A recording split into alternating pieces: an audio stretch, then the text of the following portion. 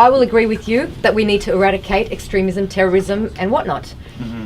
Our democracy in this country is a certain way. We are not living in the Middle East, so therefore anyone that comes here, of course. Would you rather live in the Middle East? Would you prefer that version? I was born here. I don't know the Middle East. Okay. So this is my country as far as I'm concerned.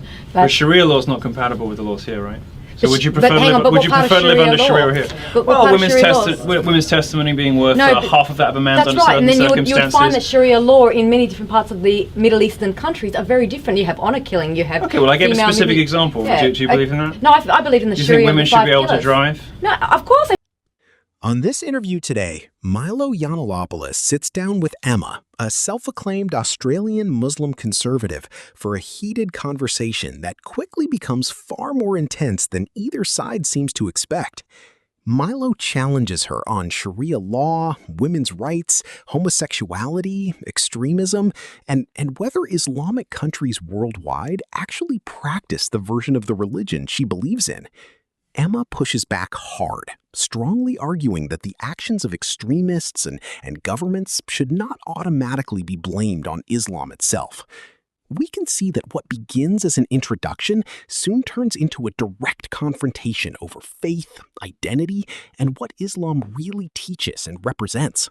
Hi, how are you? Thank you. This is Emma. Emma is an Australian Muslim conservative. I know that's going to blow people up. Yep, no, it's good. I mean, look, we have fellow confusing identities. So good. Well, we're kindred spirits. Mind-blowing identities. Perfect. It's mind-blowing. So actually, I don't know if it is that mind-blowing. What, that people have opinions? It depends what kind of conservative you are. If you're socially conservative, it makes complete sense that you'll be Muslim. Well, we can agree to disagree. I mean, I will agree with you that we need to eradicate extremism, terrorism and whatnot. Our democracy in this country is a certain way. We are not living in the Middle East, so therefore anyone that comes here, of course. Would you rather live in the Middle East? Would you prefer that version? I was born here. I don't know the Middle East. Okay. So this is my country as far as I'm concerned. But Sharia law is not compatible with the laws here, right? So would you prefer to live under Sharia here? Well, women's testimony being worth half of that of a man's under certain circumstances. And then you would find that Sharia law in many different parts of the Middle Eastern countries are very different. You have honour killing, you have... Okay, well I gave a specific example. Do you believe in that? No, I believe in the Sharia. Do you think women should be able to drive? No, of course they should drive. A woman is equal to a man. I believe in the 5 pillars. Well, not in most Muslim countries. Well, that's anywhere Islam obtains, you find the routine persecution of homosexuals and oppression of women. I mean, you're lucky to live here, right? Absolutely, but that's not normal. You wouldn't want to move in any of those countries. The behaviour of the Sharia law that... Can you name a majority Muslim country you'd rather live in than here? Name a what, sorry? A majority Muslim... Is there any country, forget that for a second, is there any country majority Muslim country you would rather live in than here? No. Okay, then I think we're good. No, but hang on a second. Each country has a certain way of their own law. Murdered in 11 Muslim countries, which together comprise about 300 million people. And you'll find that's not Islam. From my sexuality. And that's not Islam. But that's, okay, well, it's fine for you to say that's not Islam, but you're discounting half your own faith. No, there's a difference between Islam and Muslims. You have to understand that. It's a behaviour of Muslims that can actually make Islam look bad, right? It's how you want to interpret... Is there anywhere in the world, in your view, that practices Islam correctly? You know, nobody is perfect. No, I don't reckon anybody practices any religion perfectly. Okay, so everywhere in the world there is Islam. They practice it badly, with the result that they oppress women and murder homosexuals. Shakespeare still tried to be translated to this date, and that's Shakespeare. There is nobody that can translate anything to the point where they haven't been translating Shakespeare. It's in English. It's an example. It's an example. People of what? He wrote in English. We don't translate Shakespeare. No, but when they do their plays and whatnot, they are still trying to understand the meaning behind Shakespeare. Are you talking about translation or interpretation? Because the Quran is supposed to be the final, unalterable, and perfect word of God. So you're not supposed to translate it. You're supposed to interpret it with the help of the Hadith and the Sunnah and all the rest of it. But it depends on who is teaching. It depends on who is teaching. So there isn't a single Islamic country or Islamic leader that gets it right. You, on the other hand, have it right. No, I'm not saying that at all. You hold the key to a virtuous version of Islam that none of us have ever heard of. No, I'm not saying that at all. No Muslim country operates according to. But so if we were to give you like the keys to an empty country, you would be able to create a version of Islam that doesn't oppress women and murder homosexuals. Well, I would create it to the way that God wanted peace and love, and He is just. He is not unjust. Right, but men. Let me speak. We can slap each other back and forth, but if we're going to keep addressing the negative of what I'm not going to slap you. Muslims like me that keep saying that's wrong. I don't use violence.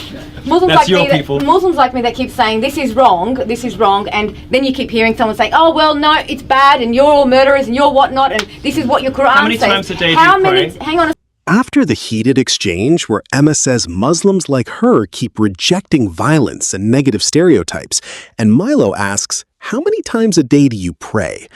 At this point, the debate between Milo Yiannopoulos and Emma has moved beyond abstract arguments about Islamic countries. Emma is trying to make a personal point right here, that millions of Muslims should not be reduced to the actions of extremists, while Milo keeps pressing her on whether her own beliefs are consistent with Islamic teachings.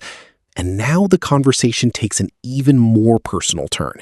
Instead of debating governments or ideology, Milo begins questioning Emma's own religious practices, and that changes the entire direction of the exchange. Hang on a second. How many times? 1 second, please. Do you pray 5 times a day? Yes, well, I try and do my best. I'm not the best. How many times a day do you pray? 5 times a day, but I'm not the best. You pray 5 times a day? I am not the best. When's your next prayer today? Listen, what time? I won't have time until I get home. So you're not praying 5 times a day? Will you pray 5 times tomorrow? I do my best. Do you do namaz on Fridays? I do my best. Let me finish my question. Do you go to namaz on Fridays? Let me finish my question. Do you go to namaz on Fridays? No, I do not. I don't follow a preacher. I don't follow an imam, okay? I don't want, because I don't want to get confused in certain ways. Regardless, I just don't understand what respect you call yourself a Muslim. What I'm trying to say to you is, right, whether we keep identifying the negative and people like me saying, well, no, we're not all like that, right? You have your opinion on so many things. We can agree to disagree on so many different levels. What is your solution? If you think you have the answer to everything, please let me know. What is your solution? You're saying Islam from the West. Expel Islam from the West. Yeah. Anyone who describes themselves as a Muslim, send them back to the Middle East. Say that again. Anyone who describes themselves as a Muslim, we should send back to the Middle East. So I should go back to the Middle East then? If you describe yourself as a Muslim, if you believe in the precepts of Islam and all of the things that Islam seems to produce in those countries, I think you should Maybe you need to then understand what actually Islam means. And I understand what abrogation is. Right? I seem to understand more about the Quran than you do. I'm not a scholar, honey. You've only you just you. I mean, you can ask me questions about the Bible. I'll know those too. And you can. But that's easy to cherry pick. We can cherry picking. It's like you've cherry picked your little bits and pieces, and you just think, okay, well, that's what I'll just address. This isn't going very well for you, is it? No, it doesn't really matter. It's not going very well for you because I'm trying to let you know that there's other Muslims than what you think and you perceive just because you see on the media. You said yourself, everything's fake news. Describe to somebody. I think that was somebody else with much less nice hair. Is there anybody in public life you consider to be a good Muslim? My family. No, in public life. Any famous people you think are good Muslims? You know, like Muhammad Ali. Thank you very much. DJ Khaled, perhaps. Any rappers? Like, give me an idea of something. But you know, you'd find that a lot of the Muslims that don't put themselves out there, you wouldn't even know that they're Muslims. I think I know there's a lot of American Muslims out there who are fabulous. But again, not everything is what you see in media. Like Linda Sarsour? You think she's cool? No, I don't think she's cool, actually. She's cool. What don't you like about Linda Sarsour? Well, because I think having somebody with that platform who's spreading, correct me if I'm wrong, but from what I can see in media, who's spreading hate and jihad and Sharia, well, that's not what we want. She's considered an enlightened, modern, progressive Muslim in America, so you don't think she is? No, I don't. Anybody that wants to try and change the law in the country that they reside in, then that's a very different story. I don't mean to offend you, but if you don't pray... Don't lie, you do. Well, I don't care if I do, but I'm trying to get to the truth. If you don't pray, you don't seem to agree with any Muslim countries or leaders, you don't follow an imam, you don't go to namaz on Fridays, how are you Muslim? Because Islam is a submission to God. Islam, you can read the book. You seem to be submitting to stupidity. I don't know if you're submitting to God. No, you do your 5 pillars. You pay your charity. You pay. Do you pay your zakat? You pay your zakat. I pay every year. I pay your mandated zakat every year. Do you? I will horse shit. No, I do. You pay your zakat on top of your taxes. You pay your zakat. I do. And you'd be prepared to publish that, would you? Absolutely. I pay, and I can prove it. I've got recording. I can show you children, orphans that I've given my money to who have thanked me. Who did you give your zakat to? I give it to my mother. She goes and gives it to the people that are in need. Thank you very much. Immediately after Milo questions Emma's mother giving money to people in need, and before the argument over zakat becomes more detailed, the disagreement is now getting increasingly personal. It's obvious that Milo is no longer satisfied with Emma simply describing herself as Muslim. He wants to know whether she follows the fundamental obligations of the faith she claims to hold on to. Emma argues that she practices Islam according to her understanding and points to charity and helping people in need as examples. Milo, however, starts testing that claim by asking about zakat, Hajj, prayer, and the 5 pillars. What follows is less a debate about Islam in the abstract and more a challenge to Emma's own identity as a Muslim. What does she live in the Middle East or something? No, she out in Syria building camps? No, darling. When she travels, she'll go to orphans. She'll give it to children. She'll give it to because there is no welfare in other countries. Your mother's on holiday in Morocco and gives a few dollars to a beggar, and that's your zakat.